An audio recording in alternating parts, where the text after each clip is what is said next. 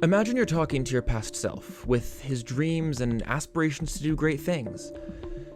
You're talking about life and what the future holds. And he turns to you and says, "Did we complete everything that we'd ever hoped to?"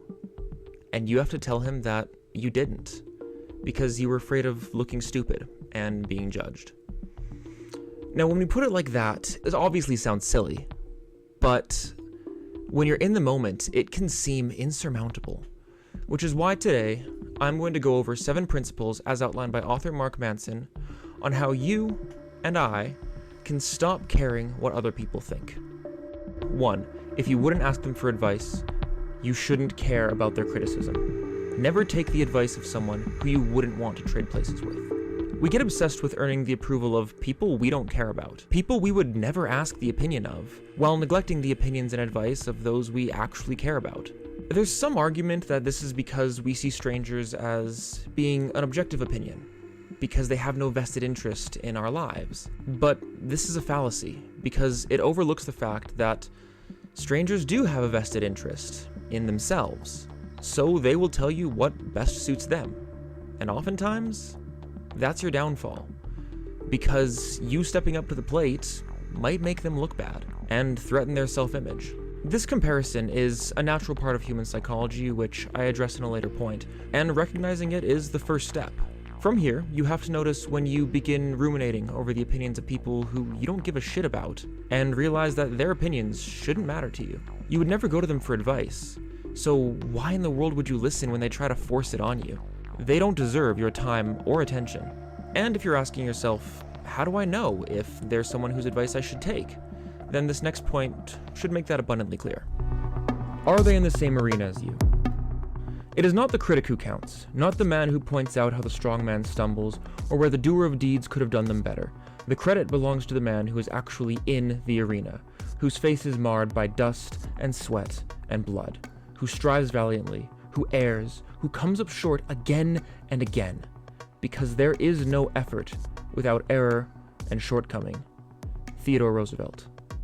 When you come up against adversity, your default response may be to go on the defense. Take things personally. Try to logic what the judgment meant and why you should or shouldn't listen to it. But that's the trap. What you actually need to do is ask yourself, is this person in the same arena as I am?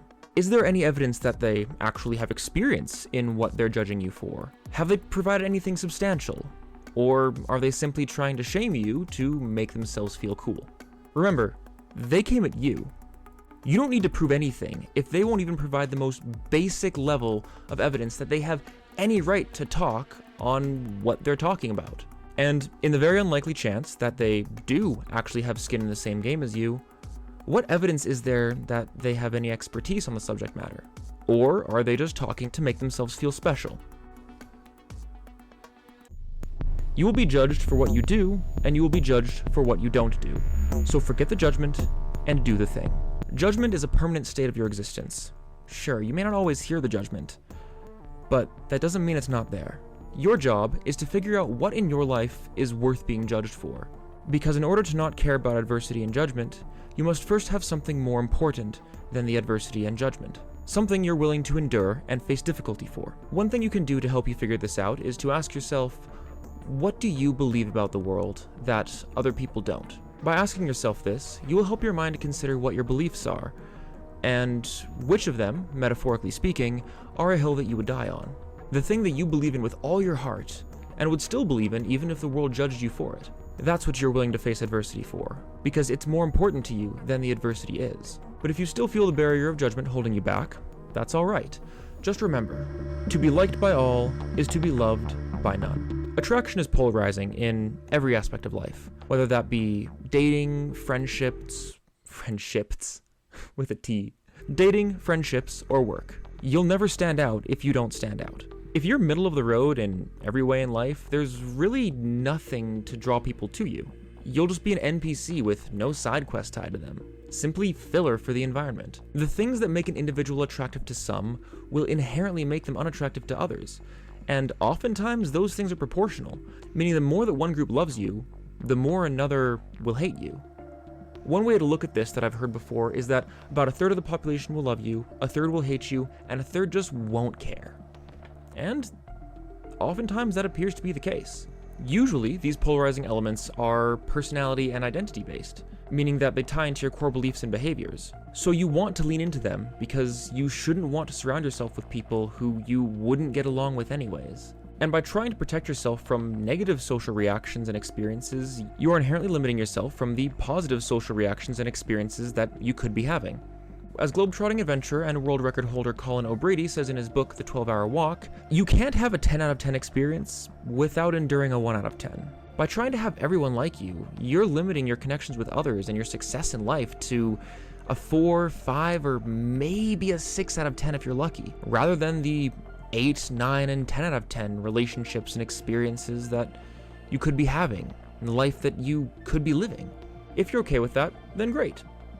But if you want more from your life, which I suspect you do, otherwise you wouldn't have clicked on this video, then remember, it's impossible to be a life-changing force for some without being seen as a complete joke and embarrassment to others. The average person is overweight, financially in debt, and unhappy with their job, so screw being normal.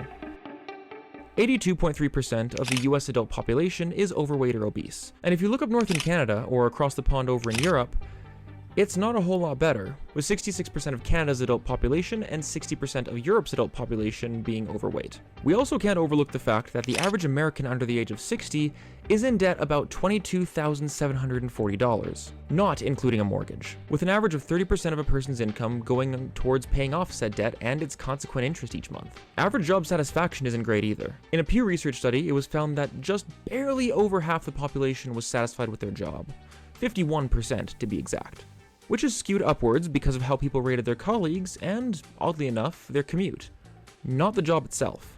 Now, if we remove those two factors, the percent of the population that is highly satisfied with their job drops to about 47% across all age groups. And it's only at the age of 50 or older that a significant percentage of the population actually begins to quite enjoy their job, a whopping 55%, with job satisfaction finally reaching 65% of the population above the age of 65. But hey, to help you get through the next few decades, you can always look to your great colleagues and your super duper commute. As Mark puts it, most of what we hear as normal is a Hollywood version, glamorized and propped up. A normal which is more closely indicative of the top 20% of the population, rather than the actual majority average. So ask yourself, why would you want to be normal? We don't act on information, we act on emotion. If all it took was information, we'd all be millionaires with six-packs. Derek Sivers. Most lifestyle habits are based on emotion, and it is only through incremental effort over a long period of time that we're actually able to build and maintain better habits for ourselves. What makes this even harder is that people will try to pull you back into bad habits as you work on creating better ones. This is commonly referred to as crabs in a bucket, or crab barrel syndrome, a phenomenon where people try to tear down those doing better than them. The namesake is based on the behavior of crabs caught in fishing, where the fisherman can simply leave the bucket without a lid, because the crabs on the bottom will pull those trying to escape back into the bucket, even though all the crabs could easily escape if they didn't. Now, while I can't speak on crab psychology, there's a simple reason for this in humans. You stepping outside your comfort zone and doing the things that someone else is afraid to do with their life threatens their self-image. In short, you make them look bad. So they try to undermine you in order to defend their view of themselves and their sense of status, their ego, often not even realizing what they're doing, even convincing themselves that they're in the right, are doing it for a good reason, or in the case of family and friends, are just looking out for you. As Mark puts it, I'm all in on my unhealthy decisions, so how dare you have willpower in the face of glorious temptation, because then it calls into question my willpower and my ability as a human being to make good decisions. Your vanity tells you the world is going to love you. Your anxiety tells you the world is going to laugh at you. Both are lies. We like to believe that our emotions know best, that it's some sort of divine wisdom imparted onto us by the universe. But it's not. Don't get me wrong, there are absolutely times when you should trust your gut, but we have to learn to differentiate between intuition and emotionality. Because let's be honest, our emotions get us into all sorts of trouble, making us afraid of things that don't exist, excited about things that aren't going to happen, and fall in love with people who are toxic and manipulative. Our emotions lie to us and lead us down the wrong path just as much as they do the right one, if not more. With that said, your choices will largely come down to the path of least resistance and what you surround yourself with. If that's bad habits, unhealthy food, and toxic people, then that's probably the path you're going to go down. The advice Mark gives here is to treat your emotions like a dog that shits on the carpet and whines when it doesn't get the treat it wants. You can still love it and listen to it occasionally, but you can't let it run your house, or it'll chew up all your furniture, eat all your shoes, piss on the carpet, and destroy the place. That's your emotions if left unchecked, which is why you need to pay attention to your toxic and self-sabotaging habits, so you can figure out where your emotions are shitting on the carpet and avoid those situations. Modifying your environment to remove the easy temptations around you so that you can avoid falling back into them. And one more thing to remember here before we finish up is that it's normal to feel fear and self-doubt in the face of judgment, especially when you're trying something new that you don't quite trust yourself at yet. After all, we evolved in small tribes where others rejecting you could mean your expulsion, and consequently you becoming some wild animal's food. The need for social validation is ingrained in us because we've evolved to equate social rejection with death. But in today's society, if you get ostracized by one group, you can go find another one with better people who you fit in better with. By understanding this, you'll get better at ignoring others' opinions and learning to trust yourself. But recognizing that this fear is hardwired into all of us will allow you to recognize when it's happening so that you can take back the reins and maintain control of your life. So get out there and chase what makes you happy. You've got this.